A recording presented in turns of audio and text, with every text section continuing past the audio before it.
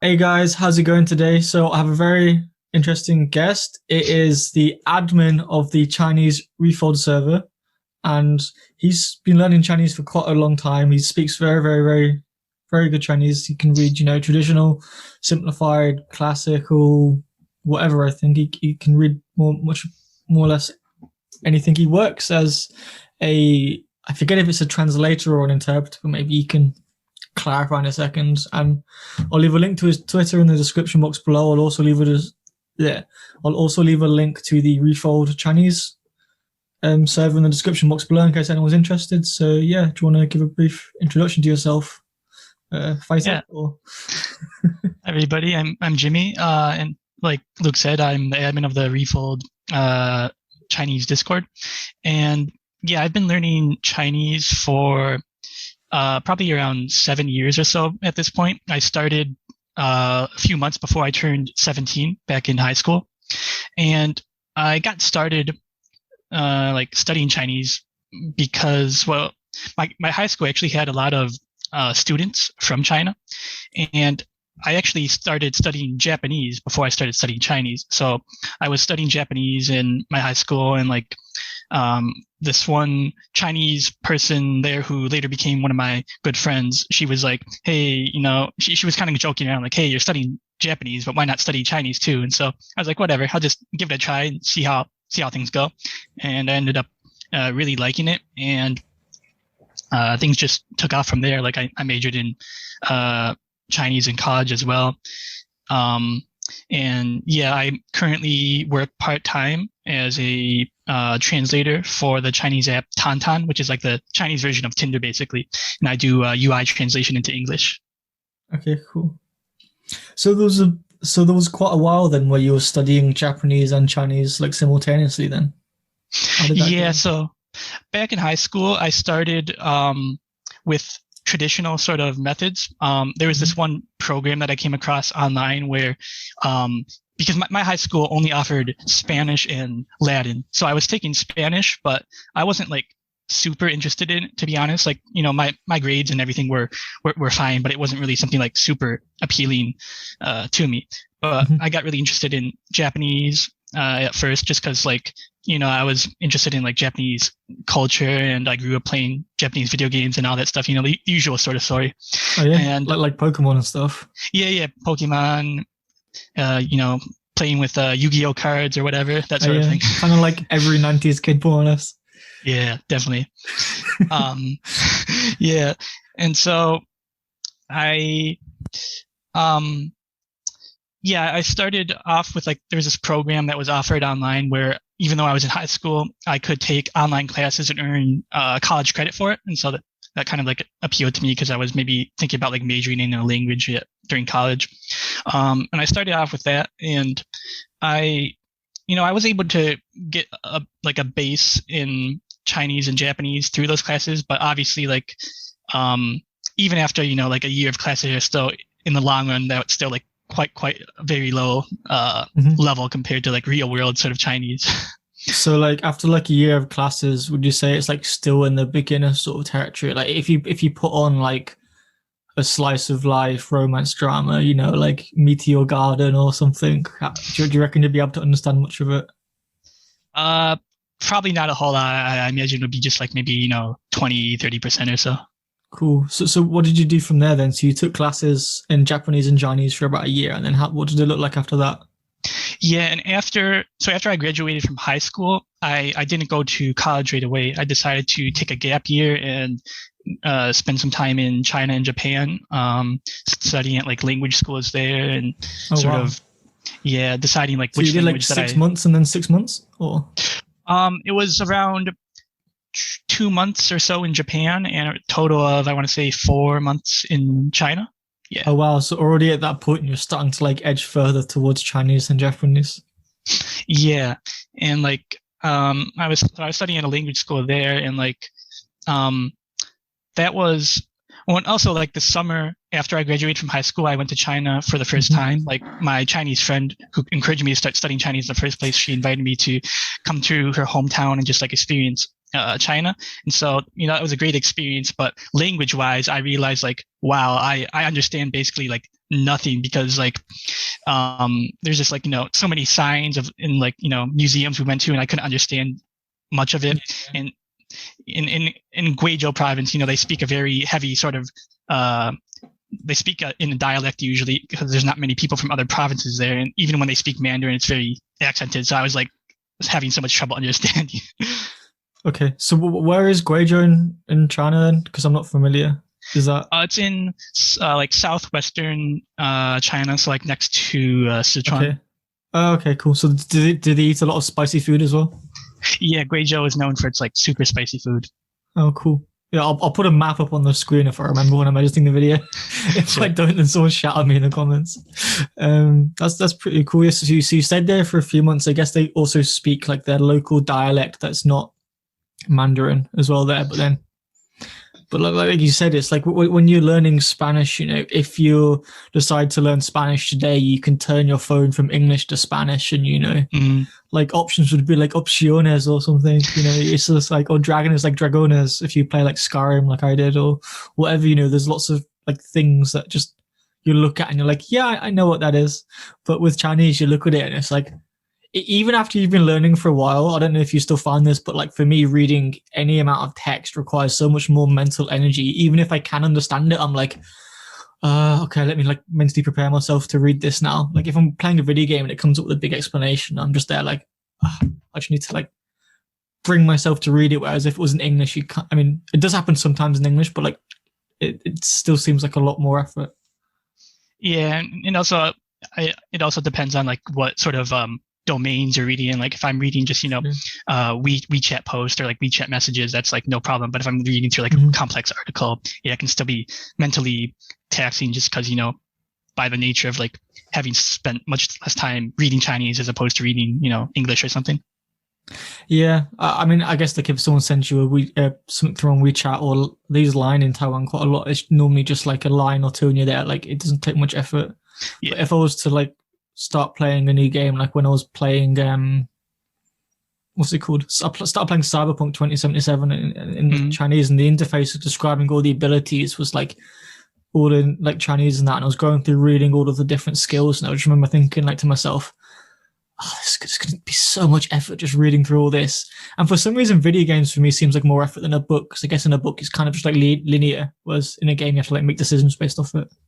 Yeah, and also the thing with games is like if you think about even English games, like they'll make up names for like special abilities and stuff like that. So you have this sort of like element of like words you won't encounter outside of this game.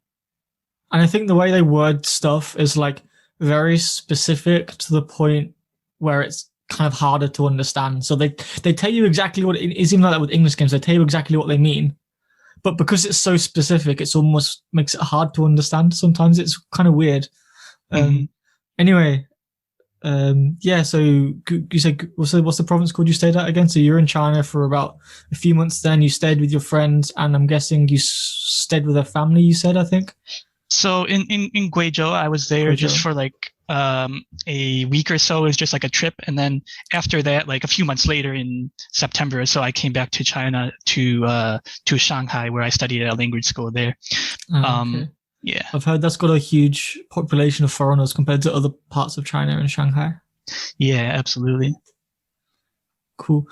So how long were you in Shanghai for? And what was your learning looking like at that point? Were you quite serious about it? Were you like doing a lot in your own time, or were you just kind of going to the classes?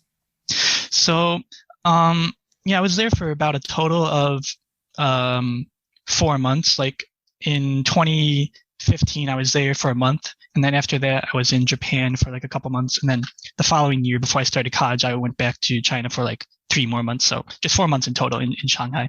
And yeah, I was, just taking classes at a language school there. And I was actually like, I managed to get into one of like the highest sort of classes they offered. It was still like a small school, so in the long run, that's not a big deal. But like, was it based off like the HSK difficulty levels? Was it, or was it?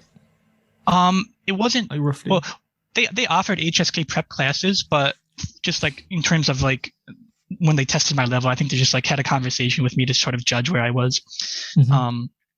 And those classes, I would say, at times they were quite boring because we were just like going through a textbook, and the textbook was quite dry, Dry. but also Yeah. yeah. But also my teacher was like a young guy who like he wouldn't make us go through the textbook like for the entire class. He would just have random conversations. And there was like this one classmate of mine who was a Canadian guy who was at like the same level of Chinese as me at that time, and Cool. we were both into politics, so we got a lot of political discussions going, and that was really helpful. Well, yeah, that's actually quite interesting because I know there's a lot of mixed debate about whether you should speak to non-native speakers for a form of practice in your target language. And I mean, my stance is if it's fun, then do it. And it's normally quite fun when you're hanging out with other students there, and especially if a lot of them don't even speak English. Like a lot of the ones when I was in Taiwan were Korean or Japanese, so it was like, hey, these people are fun to talk to, so I'm going to do it regardless. But even though it was like American people and Australian people, I was speaking to quite a lot just because it was fun. And there was this one guy that was really into science, my friend called Ari, and he, yeah, he was really into science like me. So we always used to like talk about like things to do with maybe science or stuff like that. But because our level was kind of similar, if you spoke to a Taiwanese person who knew about the same topics, they'd use so much like technical or like specialized vocabulary. Whereas for me, I'm just there like, you know, in like pidgin Chinese, just there like, oh, plane, wing, top, pressure, small, below, bigger, you know, stuff. And you can just like start like practicing like that to try and explain like the principle of like lift or whatever. And you, because your vocab's kind of similar, then you find the conversations to be way more comprehensible, which is kind of quite fun as a fun way to use it at that stage as well. Yeah, it can definitely be fun. And also the thing is like if you're in a sort of setting like that where you also have a teacher with you, they can correct your grammar. And maybe also as long as you just like remember like if say your non-native friend uses a certain grammatical structure, maybe avoid using that yourself until like you confirm with a native that it's actually like used that in that sort of manner. Yeah, because there's a good chance that it's wrong. Yeah. And I find you do pick up even things that aren't technically grammatically correct or incorrect. You do pick up the way that people speak around you. So, for instance, when I was in, you'll probably appreciate this one if you've studied Japanese. When I was in Taiwan, like a lot of my friends were Japanese for quite a while. So sometimes when someone said me something when I was surprised, even though I was speaking Chinese, I'd be like, wait, just like, wait. And then my friend was like, why do you like make sounds like a Japanese person? I'm like, I don't even know. Like, yeah, that's quite funny. Cool. Yeah, you sort of just pick up things from, you're influenced by your environment, basically. Yeah. So you did that, and then I'm assuming after your gap year, you went back and it was time to choose what you wanted to study at college. Right. So, I was applying to like colleges, and the college that I ended up going to had this really good Chinese program. It's called the Chinese flagship program, and it's like a program funded by the U.S. Department of Defense. So we got like a lot of funding for study abroad, so we didn't have to like pay tuition for that or any of that sort of stuff. So like that had some study abroad part integrated in the course. Was that like I think a lot of courses do it, at least in England, because then standard bachelor's is 3 years. They normally do like a year out between your second and third year. Is it kind of like that, or? Yeah. So for at least for this program, what we had to do was spend one summer somewhere. So either China or Taiwan. And then before we graduated, we had to spend an entire year in China, like half of the year taking classes and the remaining half of the year doing an internship at a Chinese company. Cool. And what point of that was in the degree? Was that like at the start, or like kind of? I'd assume they'd want to teach you some stuff first before they send you off into like another country.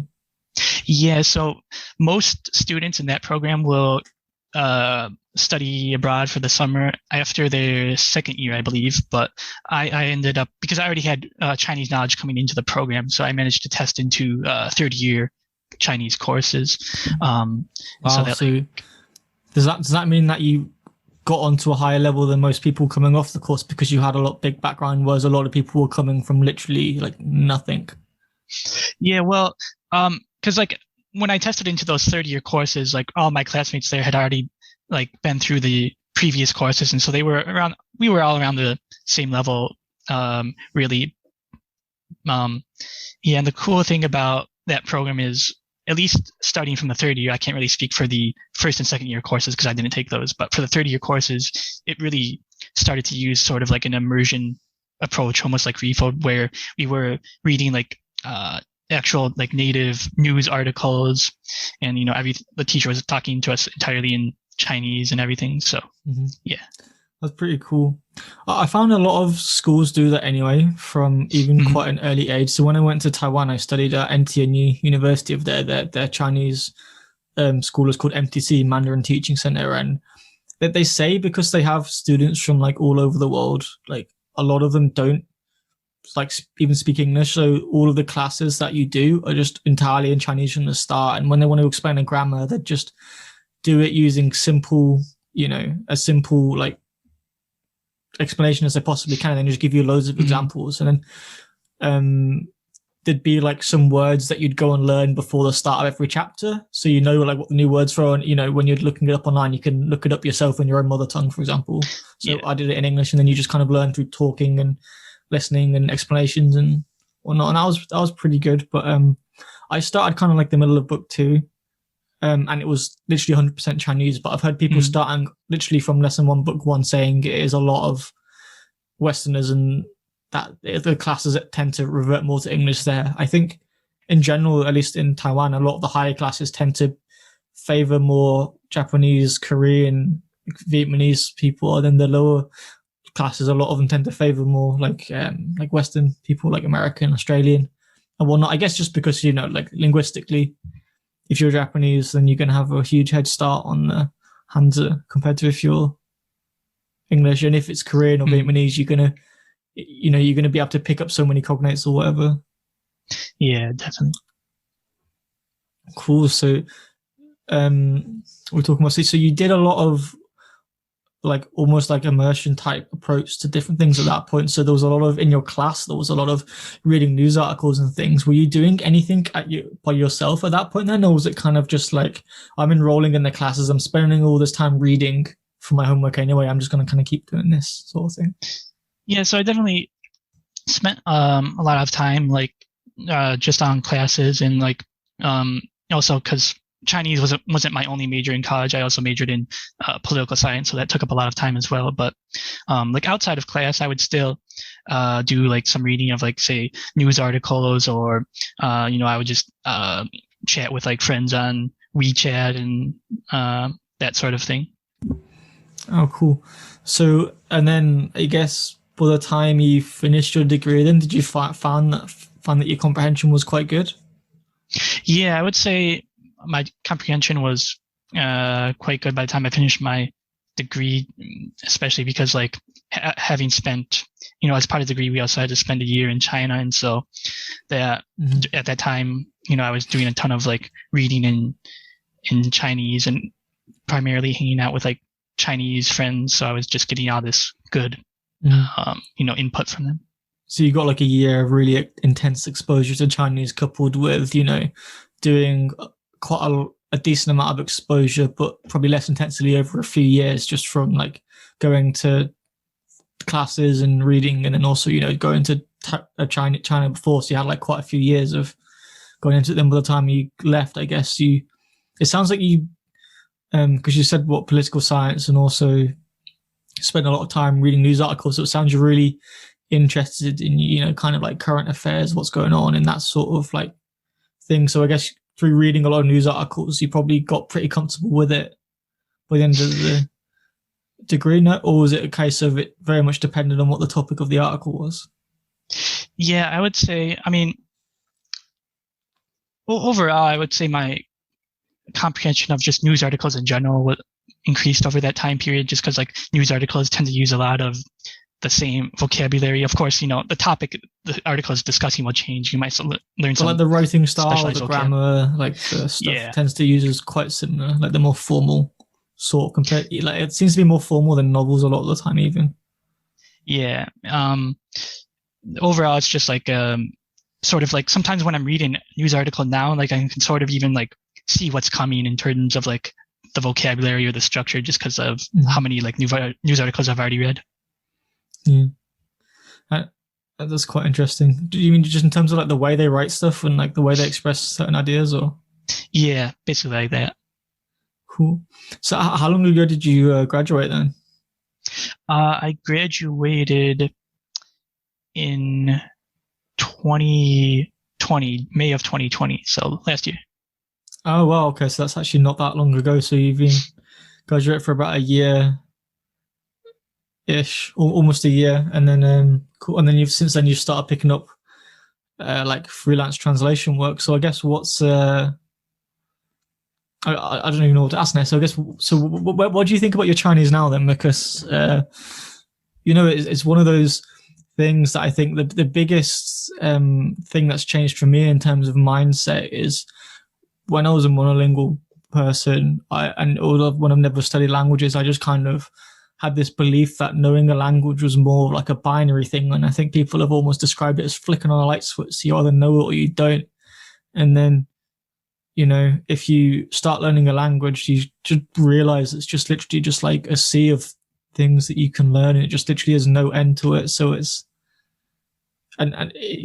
always more stuff you can learn. So I guess what would you say is the main things that you're working on at the moment? Because I know you're still actively studying on it based on our conversations on Refold. Yeah, so I mean, like you said, like a lot of people who maybe either if they're monolingual or if they just haven't studied a language to a high level, they sort of think it's like either you're fluent or you're not. They sort of put into this simple sort of binary, but that definitely oversimplifies it. Yeah, so it's like right now I've recently been focusing on like reading novels and learning more literary vocabulary, because like you don't sort of pick up that stuff from news articles or friends or whatever, because there's just like so much vocabulary that only appears in novels and that you would never hear in like an actual conversation between natives. Yeah. So what sort of genre of novels? Because I guess some novels, like I think more recent authors, like in Taiwan, like there's Joel Dao, is very famous. He has a lot of like films produced and stuff, and his tend to be quite like modern vocabulary and things, and even use a lot of like swear words and stuff. And then you've got authors from like the early 1900s that write like wuxia novels, like Gulong and like Jin Yong and stuff like that. That tends to use a lot more, almost kind of like half classical, half formal Chinese with the way they're writing stuff. Yeah. So I guess there's a massive spectrum with depending on which ones you're trying to go for. So I'm kind of curious or like what sort of if there's any sort of domain in particular you're focusing on, because I find that the difficulty level varies so much. Yeah, definitely. I don't really focus on a particular genre. Like what I do is basically I pick some like classic works of literature that basically like every Chinese native will either have read or at least will be familiar with. And so so something like, for example, the Diary of a Madman or something like that. Yeah. Any of like Lu Xun's works, or there's other other works like the trying to remember what's called in English. It's like the Tea House by Lao She. Like you read his what was it called, the Rickshaw Boy? Yeah, 骆驼祥子. Yeah. So just like I've only read the one book, but man, that was depressing. I thought it was going to be quite happy at the start, and it just wasn't. Like the last like few chapters was so depressing. Yeah, and so what basically what I do with these books is like I have some list of like famous Chinese authors, and like when I lived in China, I would just like look around at bookstores to see which authors like were under the sort of like classic work section, and I would ask around, like ask my friends like what should I be reading if I want to get into like classical sort of literature. Yeah, because that's something I really struggled with, and I have been planning on making more videos on it because I'm super lazy.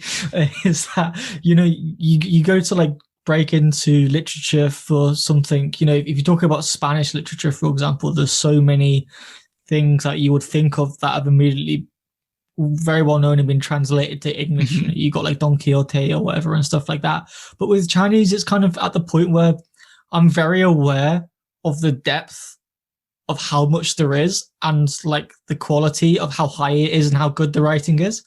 But I just have no idea where to start. So you almost just kind of just search lists online or just like any recommendation that anyone gives you, you go, yeah, fine, I'll just give it a go. And you just kind of keep on fumbling about. But I remember one thing I did that when I was in Taiwan, when I was looking for books to read, and I was looking at books to take home with me to England when I was about to leave. So I wanted to buy a few paperback while I was there. Is that I went to this, I forgot the name, there's this 24-hour bookshop in Taiwan that is absolutely ginormous. And it was so like intimidating, walking around it. So like you walk around and I see like some things that I knew, like you can see like the Little Prince, or you see like what's it called? Do you know what the English name is for Santi? Three body problem. Yeah, so they've got like the sci-fi, the three body problem, and then there's like like Wang Xiaobo, the like age trilogy, like 时代 trilogy and stuff like that, and you recognize all them sort of things. But if I'm like looking for new stuff, I look in the classic section and there's just hundreds of books there, and I don't even know where to start.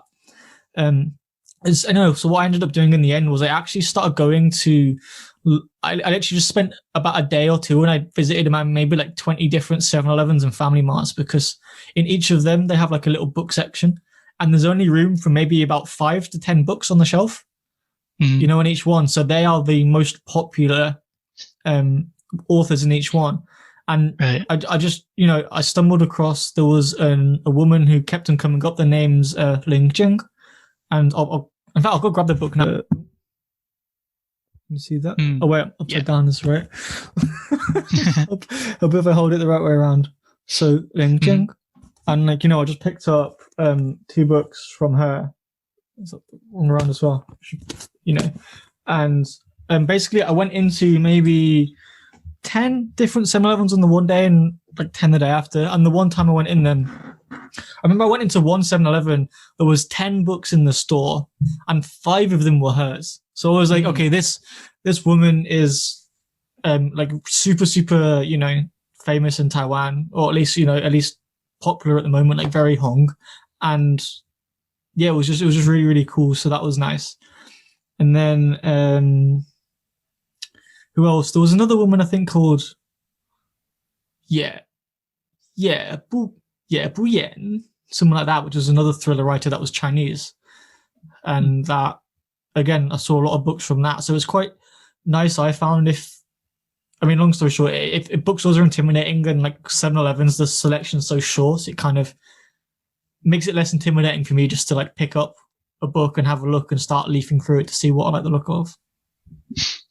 Yeah, definitely. And like, I guess another issue that I don't know if I should describe it as an issue, but like, I'm just like tend to read a lot of nonfiction compared to fiction, in both Chinese and English, just because like, because I'm interested in Chinese politics, so I want to read all about this. And so, but obviously in these sort of nonfiction works, like they're just entirely different domains, and the vocabulary is just so different from a work of fiction. Yeah, exactly. So I guess there's not even that much.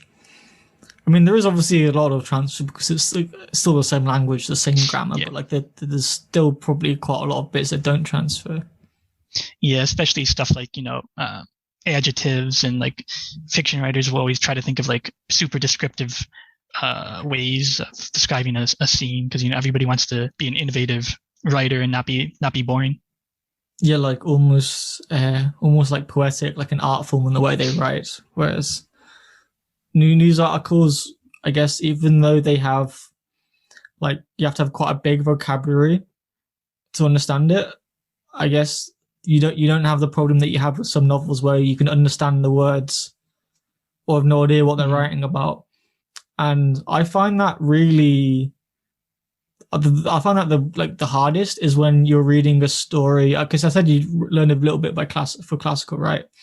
And it always gets to the point when you're reading a story by like Zhuangzi or something, or Lao Tzu, one of these guys, and then you go to read it, like, cool, I understood every character in that paragraph.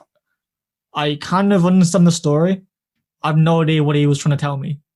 And that seems to happen like quite a lot. Or like, I go to guess what I think they meant, and then my teacher goes, "Nah, that's wrong.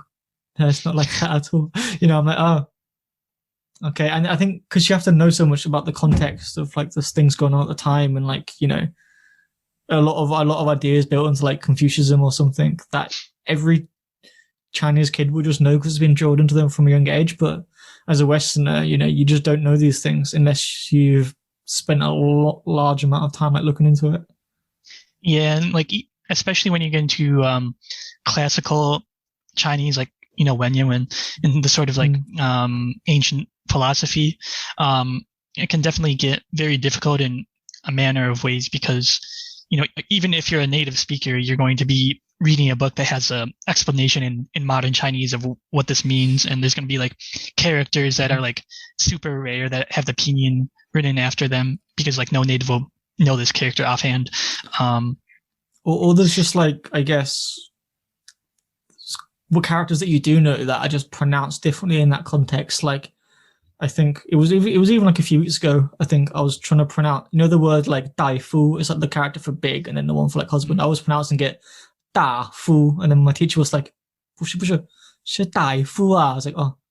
And then, because it sounds kind of similar to the Cantonese, I started going, oh, Dai Fu. And it's like, so just stop saying it like Cantonese. I'm like, oh, whoops. Yeah. But that's quite, yeah, this is an absolute minefield. So apart from working on literature and things, is there anything else that you still want to learn? I think I've heard you briefly mention you want to learn Bopomofo maybe at some point.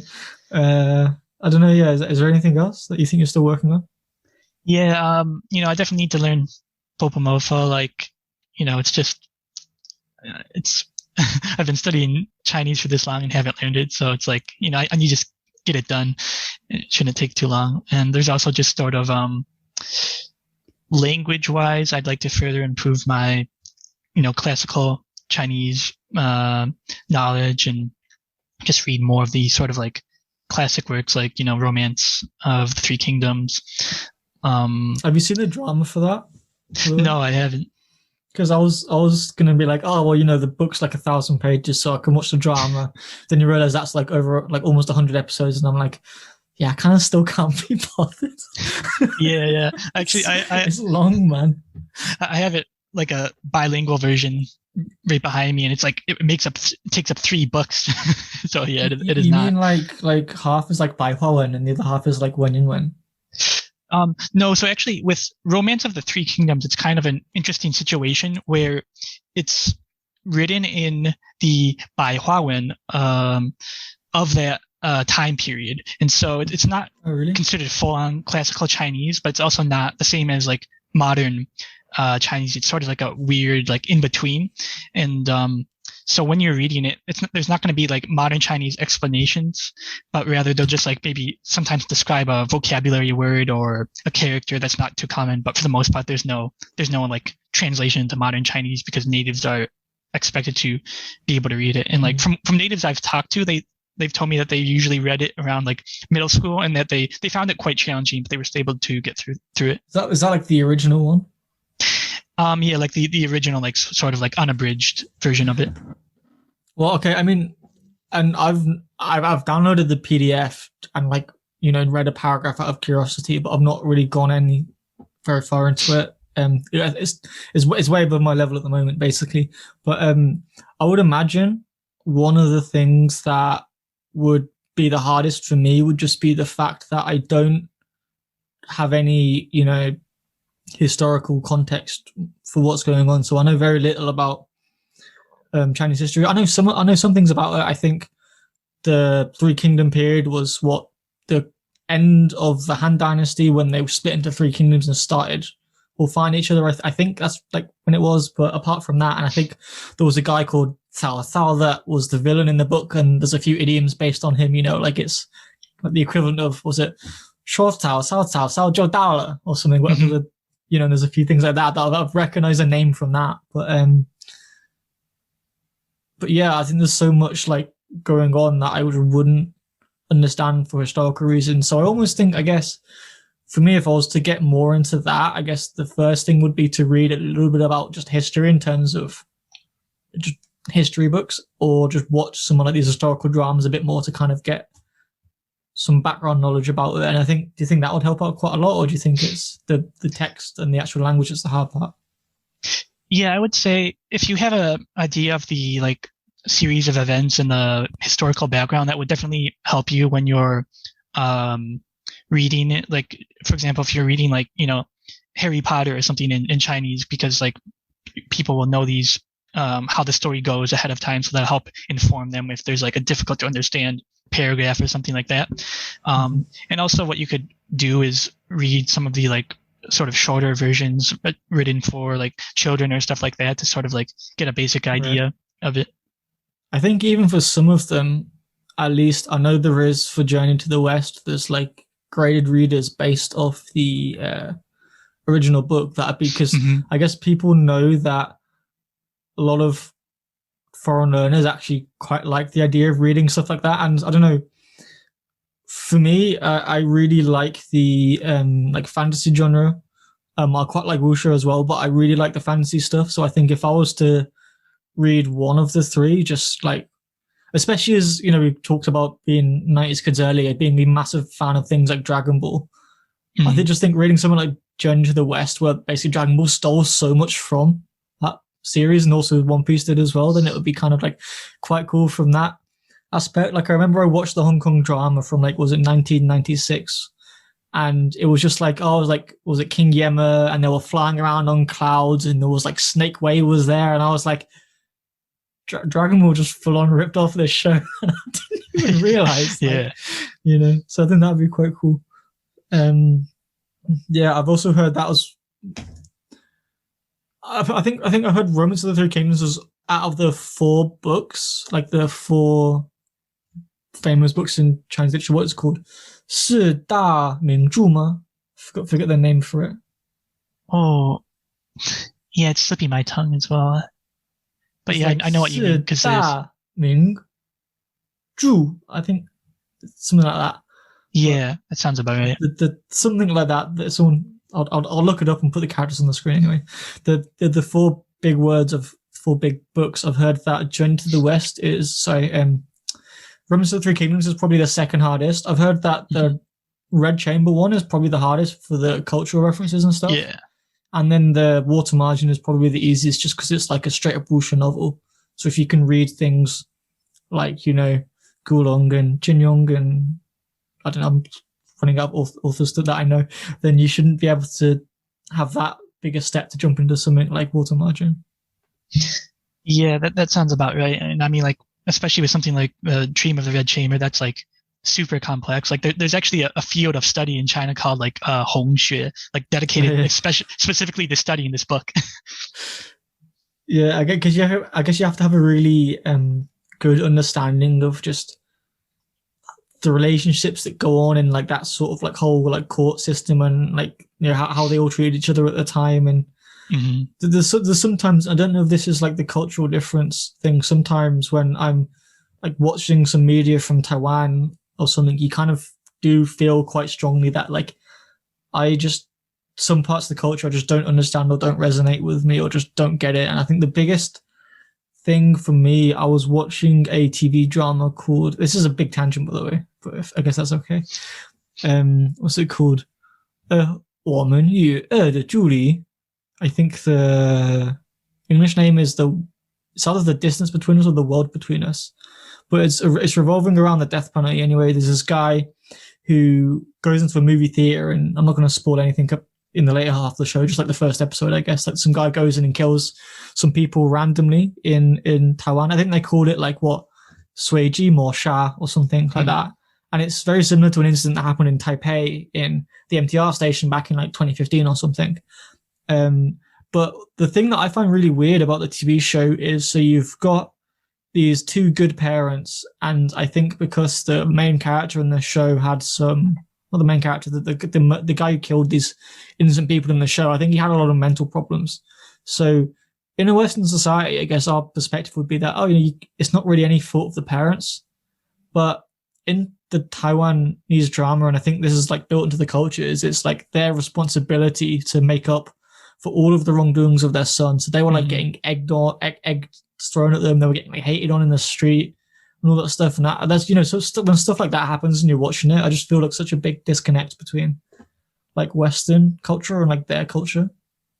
Yeah, and I think this is like something that maybe not a lot of people talk about, but it's a very important um, thing when you're studying Chinese is like there's not only if you want to truly become like fluent or even like near native in Chinese, there's not only the language part but also the culture part that you have to study and all the history, cultural references, and like a lot of this stuff is like if I was studying a European language, for example, I probably wouldn't have to worry about it nearly as much as of the stuff that I do when I'm studying Chinese. Well, if you study French history, you probably learn about the other side of the story from them battles with us for like hundreds of years, thousands of years or whatever. Yeah. So that's definitely. How did you go about that sort of thing? Is that something that you think, if you take a immersion based approach, or when if you're hanging around with a lot of people from the country and consuming a lot of their media, do you think that you're going to pick up a lot of things from the culture as a result of that, or did you go out of your way to like try and learn more about it? I would say a bit of both. Like there are a lot of cultural references and like aspects of history and culture that you can pick up just from conversations with like Chinese friends, for example. But there's also like, especially if you want to get into sort of more like ancient culture, or like, if you want to go to a museum and sort of like understand some of the artifacts there, like, I don't know about you, but like typically when I'm talking with Chinese friends, I don't talk about like, ancient artifacts and museums. And so this is like sort of stuff that you probably will have to like sort of actively study on your own. And it might not necessarily appear in your immersion unless you're really seeking out like specialized text. Yeah, I think a lot of it was just talking about food, to be honest. But everyone just gets out their photos and take pictures of stuff. That's something that I had took a while to get used to as well. Is that every time I went to eat food, I had to wait for people to take a picture of my own food before I can eat it. I'm like, wait, why? I'm hungry. I know they're like, oh, 手机先吃. I was like, okay, fine, whatever. Yeah, I think I've been influenced by that because I used to never take pictures of my food, but after I do that a lot now as well. When I like take a picture, it's like send it to like my friends on like, or send it to like my girlfriend or my friends, and be like, well, I've got to take a picture from it, otherwise waste this opportunity. Look how good it looks. I'm like, yeah, I've definitely become more Asian. Cool. I guess I'm trying to think what to talk about next. I mean, I don't know if you want to talk about what you think the hardest bits are of learning Chinese. And I think we've been talking for, I don't know, how long have we been talking for? Like maybe half an hour? Yeah, around that. Do you want to do the second part in Chinese? Yeah, sure. 可以啊。好。觉得我们刚刚开始用中文的时候有一点奇怪的感觉，因为我们已经习惯用英文，然后你要忽然变用中文的话是有点奇怪。那你觉得学中文的最难的地方在哪里？我觉得我觉得一开始的时候，就是声调吧，因为大部分的西方人他们的母语里面没有声调，所以这个是如果你是刚开始学中文的人，你会觉得声调比较难。但是如果你到一个比较高的水平，那你就会你会觉得声调不太难，但是在我经验，大部分的中文水平高的外国人觉得成语最难，因为对就有太多成语吧，然后学海无涯，对对，然后其实我最近跟我的中国朋友讨论了成语，然后问了他有时候你跟你中国朋友说一个成语的时候，他们可能他们会觉得我就他们可能问了他啥哦对我问了他就如果你说某一个成语你的朋友会说哦，我听不懂这个成语吗？然后他说，一般来说他们不会直接的说我不懂这个成语，但是你从他们的表情就可以看出看得来出来。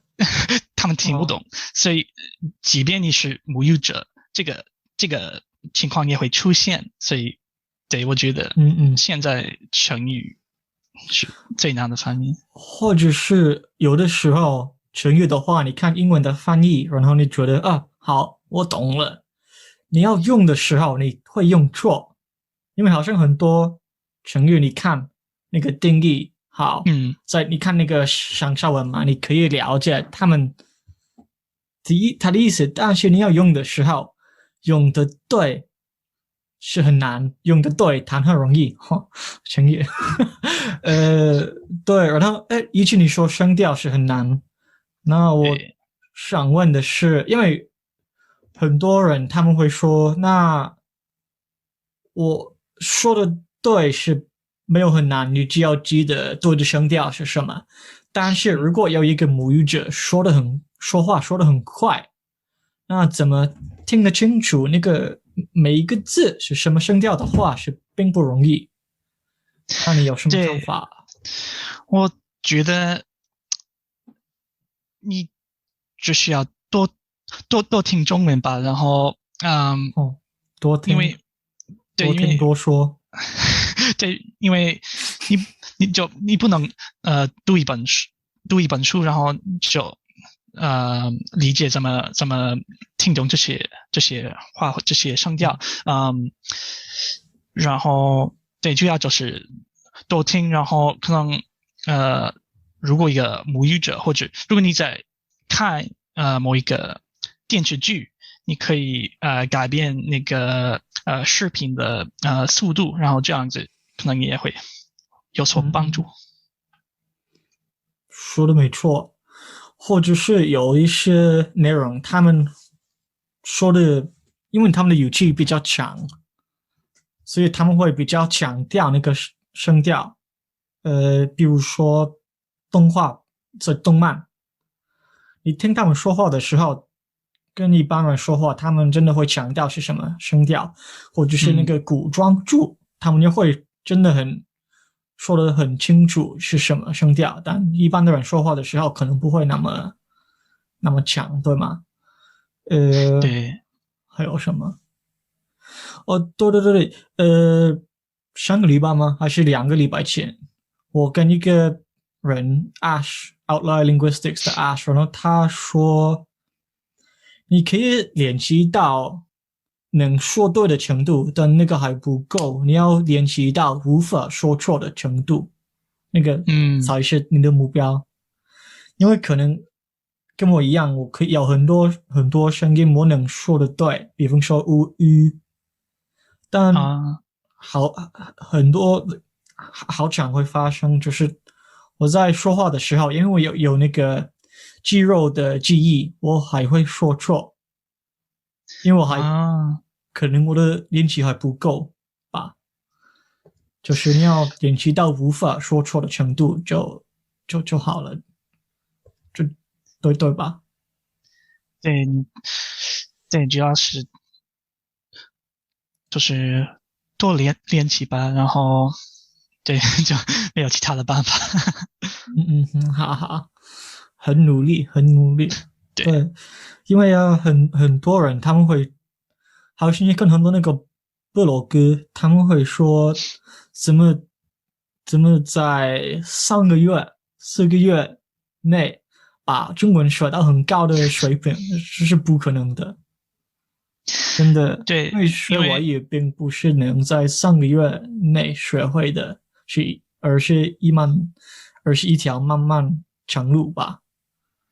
对，也许在3个月之内，你能到一个可以和母语者沟通的程度，但是3个月后你还不能读小说、读新闻等等，所以这个也要看你对流利这个概念有什么理解。对，但是3个月就太短，然后很多就拍 YouTube 视频的人会让很多学中文的外国人你在3个月之内可以说流利的汉语，但是这个是按照我自己的就是对流利的定义，这个是不可能的。那你的定义是什么？定义流利好的问题吧。太难了，但是试试看，试试看。我觉得好，如果我们说的是按照你的定义，你说你要会看简体字跟繁体字是吗？对，这可能有些人会觉得这个标准比较高，但是我觉得大多数的中文母语者都看得懂简体字和繁体字。是有些我有时候我会听一个中国朋友说我看不懂繁体字，但是我不太相信他们，因为如果我给他们一篇用繁体字来写的文章，我猜他们一定看得懂，可能猜得出来吧？是什么意思？对，对，然后流利这个定义呢，我觉得加油，就是到一个能够和母语者顺利沟通的程度，然后这个也包括，所以这个是口语的方面，然后阅读方面呢，我觉得，我觉得读小说就是到一个能够不需要用词典读小说的程度，这个已经超过流利的水平吧，因为如果你如果所谓你想一下，的小说是什么？周伯道吗？正宫吗？还很复杂。我的意思是很多母语者不会读小说，所以不会，即便你觉得读小说比较难，你也可以就算是一个就是流利会说流利汉语的人，所以我觉得读新闻更重要吧，因为所有的母语者能看得懂新闻报道，然后新闻报道的语言比小说简单一些，不会用那种就是非常漂亮的话，然后如果你想和母语者聊天，你也可以讨论这些新闻报道，然后很多母语者也会经常讨论最近的新闻，但是不一定会讨论某一本小说的内容。对对对对，我觉得你刚刚说的一个重点，我觉得我很同意，就是以前嘛，你说很多人可能3个月之内，他们可以表达他们的意思，但如果你要说很流利的中文的话，那你可能要很顺利的沟通表达你的意思是什么。那就算3个月以后呢，你有可能可以表达你的意思，但并不会顺利。你要会花了不少功夫才可以表达你的意思是什么。或者是中国人的话呢，他们听你说中文的时候很有吃力，才听得懂你的内容是什么。对，所以你要从对方的观点来看那个问题吧。对对，因为3个月之后，好，你能讨论什么食物，能点饭，讨论比较简单的话题，但是我猜大部分的人就不能讨论什么政治读新闻等等，然后这个对我来说才叫流利。好。那你说，我们一直在说中文的难度在哪儿？那你说声调啊，还有什么整语啊？嗯那汉字呢？你不会说汉字很难吗？嗯，我觉得一开始的时候啊，汉字比较难，但是你就学越多的汉字，你就会觉得越容易记得新对的。越容易吧，因为很多汉字有很多共同点，有部首啊等等，呃，对，所以我觉得你到一个比较高的水平的时候，你主要的困难就是成语，还有文言文和呃就是历史和文化嗯，的一些话题。那个我可以理解。好，给个例子吧。我在看电视剧的时候，就算是一个很简单的浪漫剧，好吗？那嗯，个什么，哎，那个 Meet You Gone 是什么？星流花园吗？流星花园。流星花园。好，嗯。或者是一个很简单的电视剧啊，可能99%以上我看得懂，但我看不懂的地方，可能大可能就是成语，是吗？对，因为我现在读小说的时候，或者他们真的很看电视剧。喜欢成语，对对对，他们很喜欢用成语，因为呃，如果你是很美。一个，对对，如果你是一个呃受过好教育的人，你就能够用很多成语，所以是因因是是，因为我以前呃学翻译的时候，嗯我发现我的那个呃英文翻译成中文的作业，这个我自己用的语言里面没有很多成语，但是我看来自中国的同学的作业的时候，他们用了非常多的成语，然后我觉得他们的就语言非常漂亮，所以对这个也是一个比较难的方面。嗯，对对对对对对对对，因为说故事嘛，你要说的很漂亮。你说新闻的话呢，可能表达你的意思就好了。但我觉得小说嘛是一种艺术，嗯，对同意吗？对，这个跟艺术有关系吧。然后对有时候新闻也会用成语，但是我觉得小说用成语用的比较多。是哦是哦，好。那可能很多人会说声调啊、汉字跟什么成语会很难。那除了那个以外呢，有别的吗？那怎么克服呢？那个才是重点吧？怎么克服？你说声调是多听多说吧，成语多阅读。对，主要是这样子。然后学成语的话，嗯你会背吗？嗯，我我不会就我不会专门找一些成语来学，我就会自然的读一些小说，然后如果我遇到一个不认识的成语，我就会学到。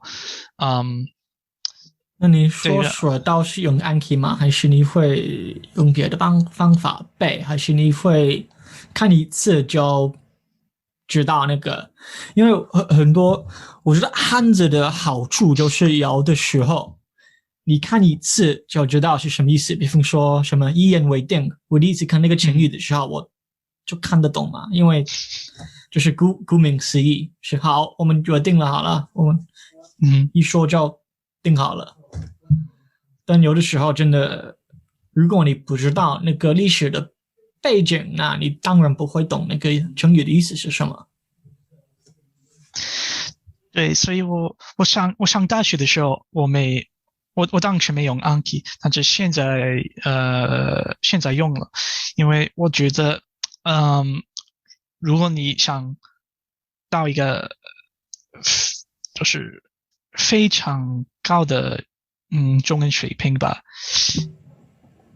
你好，我不想说你一定需要用 Anki，但是 Anki 会让这个过程更容易吧，因为这你有效吗？读小说，对，因为你读小说的时候，你会遇到一些成语或者单词，然后可能你就是每一年就会两三次哦，见这个词，所以对对对，Anki 会就帮助你记住这个词。嗯，对，我也这么认为，就是 Anki 很有帮助背新的单词，而且新的资料。但是呢，我还是觉得很无聊。对，我觉得大家觉得 Anki 太无聊了，但是我觉得，如果你想用 Anki 的话，我我有时候在 Discord 上会看一些人写哦，我每天就两个小时会用 Anki 啊，来太学习多了了，吧，对这个太过分了，我觉得每半个钟头就天。好了。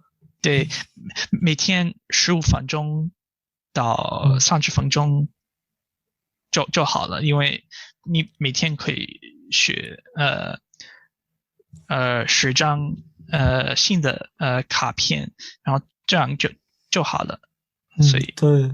对，其实我觉得很多人会过度用 Anki，因为他们会觉得说，如果我用 Anki 越多，我会进步的越快，但不一定的。我觉得 Anki 只不过是一个帮你背单词的工具而已，但是并不会让你说的流利。那你自己要练习说话，练习阅读，练习听，才会进步。但 Anki 是一个工具，可以帮你的。但只用 Anki 的话，不会变成一个会说流利的人。对，然后有些人，嗯，会有某一种想法，就是他们会觉得哦，如果我不把这个词放在 Anki 里面，我一定会忘掉。但是这个也是一个哦，比较危险的一种想法吧，因为嗯，这个也会让你过多依赖 Anki 吧。对对对对。哎，以前你有没有看到 Matt 的那个影片说什么 Anki Endgame 吗？忘记那个啊、标题是什么，但是好像他应该刚刚看过，他说的跟你刚刚说的一样。嗯，我没有把那个字放在 Anki 里面，我肯定会忘掉。这种对想法是很危险。对，对对对，好，那另外一个问题，我想问你一下，你觉得吗？学文言文对学成语是有帮助吗？还是学俗话是有帮助吗？我给一个例子好吗？一个可能很多人会知道英文的翻译就是a thousand mile journey begins with the first step。那中文我在看的是千里之行是什么始于足下。嗯哼。那个是文言文的文法。那如果你不会的话，你可能会觉得有点怪怪的，你要背全部的。但如果你会文言文的话，你一看就看得懂那个是什么意思。对，所以我觉得学文言文比较重要吧。然后我觉得我也觉得学这种说法也比较重要，因为我经常会用这些说法，因为我觉得上周吧，我也用过这个你刚刚说的说法，那个千里之行始于足下，因为我的那个好像有一个中国朋友，说哦我想学好英语，但是我觉得比较难，然后就告诉了他这个说法，所以这些说法就非常好用吧。因为你不用说明那个概念是什么，你说个成语就好了，那你可以很对对对简单的表达你的意思。对，你就可以用一个比较简单的说法来表达你的意思，然后你中国朋友也会觉得哇，你你你这个都知道哇，好厉害啊！嗯，但我觉得很有趣的是，如果你用一个成语，你用的对，然后你的朋友用另外一个成语回答你，好像我在看什么李小龙的什么传奇的那个电视剧的时候呢，他们是我忘记是谁说的，但一个人对李小龙说："千里之行，始于足下。"那他回答："万事开头难。"我说："哦，好。"他说："俗话也说得好，万事开头难。"我说："哦，好吧。"没有什么可以说吧。哈哈，那很有意思，很有意思。那有什么想说的吗？还有吗？嗯，对我觉得，嗯，对，我觉得很多人觉得如果你到一个流利的水平，好就这样子我学好了中文，但是不是那么容易，因为流利水平和跟母语者一样的水平一样非常这些水平是截然不同的事，嗯，差异很因为大。对差异特别大，然后很多还没到一个很高水平的人不会就不会注意到这个，所以我觉得就你像你刚刚说，学那些成语和俗语这些说法，如果你想到一个跟母语者一样的水平，非常非常重要。加油啊！你一定要背。好好，还有什么想说吗？好，最后一个问题，然后我们可以结束。那你觉得吗？那个很多人他们会说，如果你是那个初级者的话，你要开口，你要练习说话，是有帮助的，还是有害的？你觉得呢？嗯我我要说我对这个没有一个呃固定的看法吧，因为我自己从第一天开始说话，呃，然后很多人都是这样子啊，打对山老马都是从第一天开始说话。那最重要的是要花了不少的功夫。但如果你要说哪一个比较有效的话，那个是很难回答的问题。对，然后我觉得如果你想从第一天开始说话，你要对自己所说的话有一种意识。所以，比如说，如果我想说某一句话，但是我对自己的语法不太确定，那可能我会让自己知道，哦，好，可能这个说法是不对的，所以我不应该就自动的认为这个是一定是一个正确的说法，然后你就是要多听母语者的话，然后可能如果你怀疑自己的语法，或者你不太确定某一句话的语法是正确的，你可以问一个母语者，或者好，就看一些资料。好，就是说，如果你说话的时候呢，你不确定那个是对还是错，你要先记得好，我不确定那个是对还是错，然后有机会的话问一个母语者，确定那个是对还是错。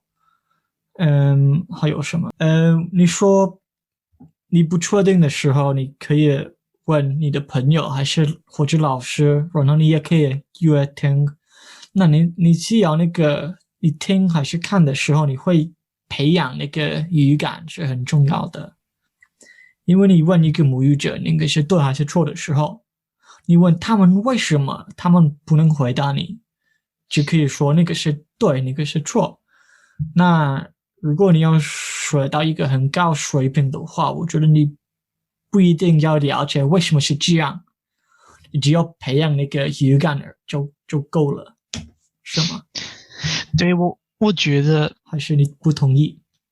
我觉得如果你还没到一个流利的水平，你不需要过多担心为什么是这样子。但是如果你这样的非常好奇，有一些非常好的就是语法书、语言学的书，然后他们会非常就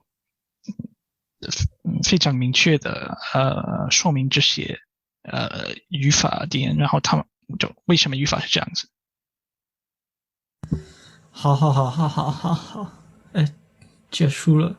哎，除了中文以外，你会别的语言吗？日本啊、語、日本語、日本語で对，すか？所以我不会说，不会说。对，所以因为我学过日语，然后最近也想继续学，但是现在我还会在暗记里面学日语，但是最近我主要在读一些中文的小说和资料，所以可能在未来我会多学日语，多读一些书。好好，頑張ってください。谢谢。好，那谢谢大家看那条影片。如果你看到这里的话，很谢谢你。我会把 Fighter 的资料放在那个留言处，我会留言给你们看他的 Twitter，还有我们这个 Refold 的 Discord。然后如果有什么问题的话，你可以跟我们说。Actually, at this point, I won't be probably putting subtitles. So, yeah, if you have any questions, put them in the comments. I'm too lazy to add subtitles. So, yeah, any questions, put them in the comment section below, and I'll answer all of them. If you have a question for Fighter, then if I can't answer it, I'll just go bug Fighter on Discord, and then I can copy and paste the reply or whatever. So cool. Thank you for watching, and yeah, thank you for if you watched made it this far, and I'll see you guys in the next video. Peace.